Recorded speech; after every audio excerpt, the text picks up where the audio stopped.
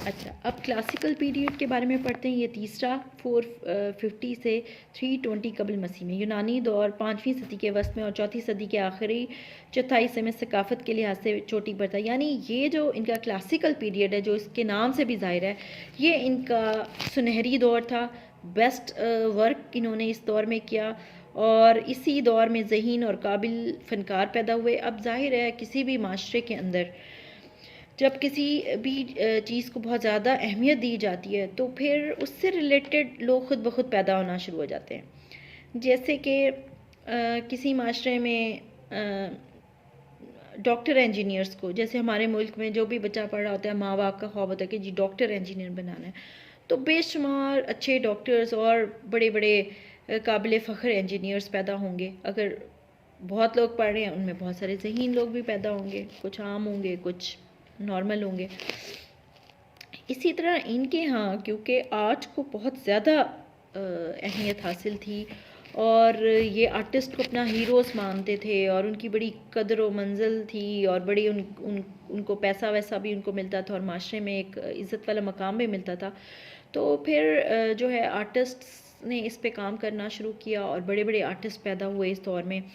तो जब बड़े बड़े आर्टिस्ट पैदा हुए तो उन्होंने काम भी बाकमाल किया और उन्होंने इंसानी जिस्म को मुकम्मल और ख़ूबसूरती के साथ बनाया और इसकी साख्त और बनावट की बारीकियों का ख्याल रखा। आर्किक दौर में फ़नकार का नज़रिया इंसानी जिस्म को हकीकत के करीब और रिवायती अंदाज में ढालना था, लेकिन क्लासिकल दौर में ख़ूबसूरती के बारे में नज़रिया तब्दील हो गया क्योंकि अब उन्होंने ख्याली इंसानी जिस्म को बनाना शुरू कर दिया। आइडियल ह्यूमन ब्यूटी, इसको अंडरलाइन कर लें, यानी जिस्म के अज़ा में अहम में बाहम सही निस्बत का ख्याल रखा गया। इसके मानी ये हुए कि अगर इंसानी जिस्म के दरमियान नाक से सीधी लाइन खींची जाए तो ये हर इंसान का जो है वो सेंटर होगा। मतलब अगर आप यूँ बैठे हैं तब भी सेंटर नाक से ही सीधा आएगा, यूँ बैठे हैं या किसी भी स्टाइल में हैं तो सेंटर नाक से ही वो कहते थे कि सीधा खींचा जाएगा। ये कुछ रूल्स थे जो इन्होंने तय कर दिए थे। यानी दो आँखों के दरमियान एक आँख का जो है वो फासला होना चाहिए।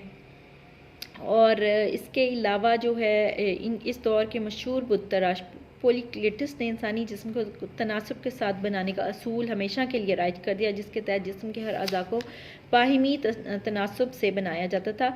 क्लासिकल दौर में मुजस्मों को आमतौर पर एक पाँव पर खड़ा बनाया जाता था। ठीक है, अब जो है क्लासिकल दौर जो है ये आइडियल ह्यूमन ब्यूटी का दौर है और एक ख़याली हुस्न जो था वो ये दिखाना शुरू हो गए थे और उसके कुछ रूल्स थे जो इन्होंने क्लासिकल दौर में बनाने होते थे। और पोलिक्लेटिस का बनाया हुआ मुजस्मा द स्फीयर बैरियर ये एक मशहूर मिसाल है। इसमें इंसानी जिस्म को बनाने में तनासब की सही असूलों को मद्देनज़र रखा गया। The disc blows bye Meron, ये एक डिस्क फेंक रहा है एक मुजस्मा। ये मुजस्मा भी कांसी में बनाया गया। ये एक इनकलाबी मुजस्मा है क्योंकि फ़नकार का नज़रिया इंसानी जिस्म को मुकम्मल हरकत में दिखाना था। बुनियादी तौर पर कांसी में इसलिए बनाया गया क्योंकि मेरॉन इसी धात से मुजस्मे को ज़्यादा हरकत में दिखा सकता था। मुजस्मे को डिस्क फेंकने के लिए ऐसी हरकत में दिखाया गया जो दायरे में घूमती है। ठीक है, यहाँ पे जो कुछ प्रोनाउंसिएशन और कुछ जो स्पेलिंग्स है ना वो उसी तरह ही इन्होंने लिखे हुए हैं जो कि उन कंट्रीज़ में यूज़ होते होंगे, क्योंकि यहाँ पे काफ़ी फ़र्क होता है इनकी जो यूरोपियन की मुख्तलिफ़ लैंग्वेजेस हैं। तो हम उनको जब इंग्लिश में यानी पढ़ते और उनको स्पेल करते हैं या उनको प्रोनाउंस करते हैं तो वो कुछ और होता है जो उनकी अपनी ज़बान में, जैसे कि जो ज़बान यूनान में बोली जाती होगी उसमें वो थोड़ा कुछ और तरह का होता है। तो ये थोड़ा थोड़ा फ़र्क है इन चीज़ों में। अच्छा, अब समझ आ गई कि क्लासिकल पीरियड जो था इसमें बनाए जाने वाले मुजस्मे जो थे वो बहुत ही इंतहाई जो पीक के मुजस्मे थे वो इस दौर में बनाए गए और इंसानी जिस्म की जितनी भी मेजरमेंट है उसका सारा बहुत ज़बरदस्त ख्याल रखा गया। जिस्म की जो फ़िगर जो था उसको ख़याली हुस्न के तहत बनाया गया। यानी कि हर इंसान तो खूबसूरत नहीं होता, लेकिन इन्होंने जो क्लासिकल दौर के मुजस्मे बनाए हैं उसमें एक आइडियल ब्यूटी थी। वो क्या थी? ये जो है हम इनकी मजमूई खसूसियात में पढ़ेंगे। 5वीं सदी की संग तराश इंसानी जिस्म की बनावट और साख पर तवज्जो देने लगे। वो बारीकियों और मुख्तलिफ अंदाज को बनाने के लिए आगे बढ़े। नंबर 2, क्लासिकल खूबसूरती से मुराद यूनानी तसव्वुराती खूबसूरती है जिसमें जिस्म के अज़ा को सही तनासुब से बनाया गया। ठीक है, बनावट और साख्त भी उन्होंने बनावट और साख्त पर भी बड़ी तवज्जो दी और उसको मुख्तलिफ डिज़ाइन मुख्तलिफ अंदाज़ों से बनाने की कोशिश की। और इसके अलावा खूबसूरती से मुराद ये है कि यूनानी तसव्वुराती खूबसूरती, इनकी तसव्वुराती खूबसूरती ये थी करली बाल, गोल मुंह, सत्ता नाक, खूबसूरत अदखली आँखें। ये इनका आइडियल ब्यूटी वाला पॉइंट जो था ना, ये इन मुजस्मों में नज़र आता था। क्लासिकल ख्याली अंदाज में एक पाँव जिस्म का वज़न उठाता जबकि दूसरा पाँव सिर्फ ज़मीन को छूता था। ठीक है, अब ये भी इनकी ख्याली खूबसूरती का एक अंदाज़ है कि मुजस्मे को सिर्फ एक पाँव पे खड़ा कर दिया। आर्किक पीरियड में इन्होंने मुजस्मों को 2 पैरों पे खड़ा किया, तो क्लासिकल दौर में मुजस्मे का सारा वज़न एक पाँव पे बैलेंस किया हुआ है। और ये कोई आम बात नहीं है, बहुत ज़बरदस्त जो है महारत की बात है कि उसको कैसे कितने बड़े मुजस्मे को एक पाँव पे खड़ा करना। क्लासिकल दौर में मुजस्मों का सामने का रुख अहम था, यानी फ्रंट व्यू। दुख, तकलीफ़ वगैरह में चेहरे के तासुरात दिखाने की कोशिश नहीं की गई। होंठों को आमतौर पर एक दूसरे से थोड़ा सा जुदा बनाया गया, यानी आइडियल ब्यूटी में चेहरे के एक्सप्रेशंस भी नहीं आते।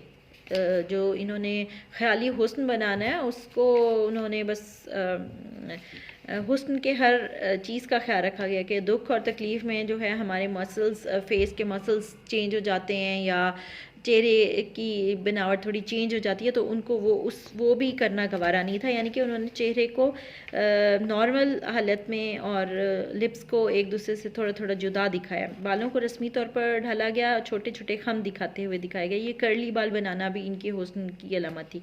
4वीं सदी कबल मसीह में पहली बार यूनानी बुत तराशी में नस्वानी बरहना मुजस्मे बनाना शुरू हो गए थे।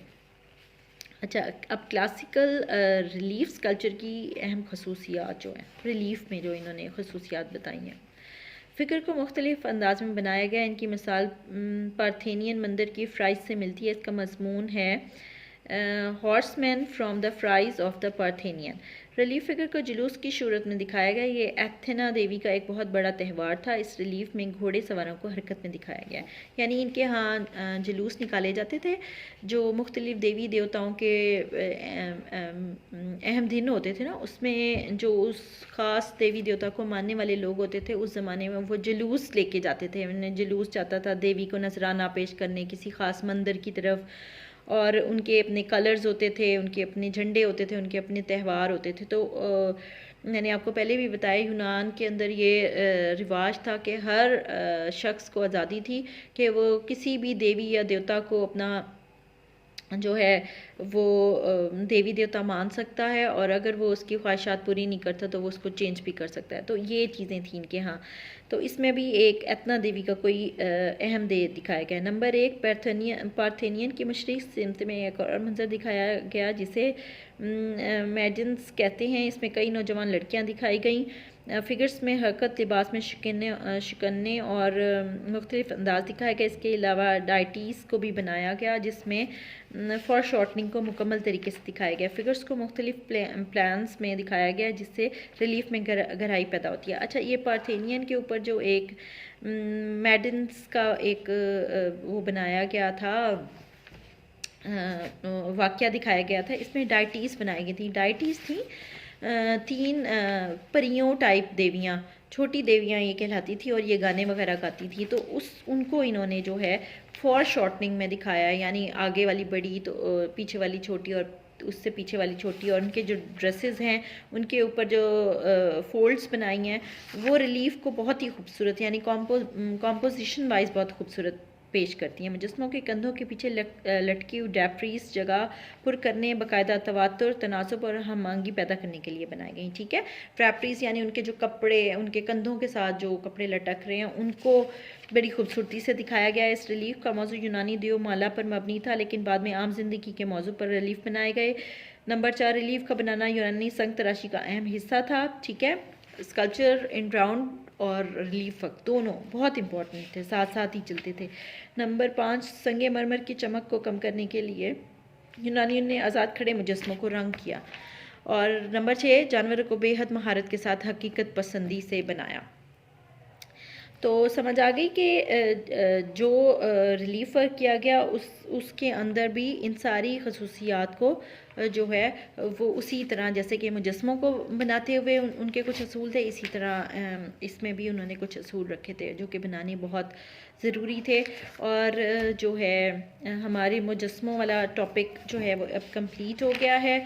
इसके बाद जो है ना हम इनके आर्टिस्ट के बारे में है, लेकिन ये आर्टिस्ट वाला जो है ना कोई इतना एग्ज़ाम्स में कभी आता नहीं है, इसको आप छोड़ दें। और नेक्स्ट टॉपिक जो है वो हम पढ़ेंगे 334 पेज पे यूनानी तस्वीर कशी और बर्तन साजी, जो कि बाद में पढ़ेंगे।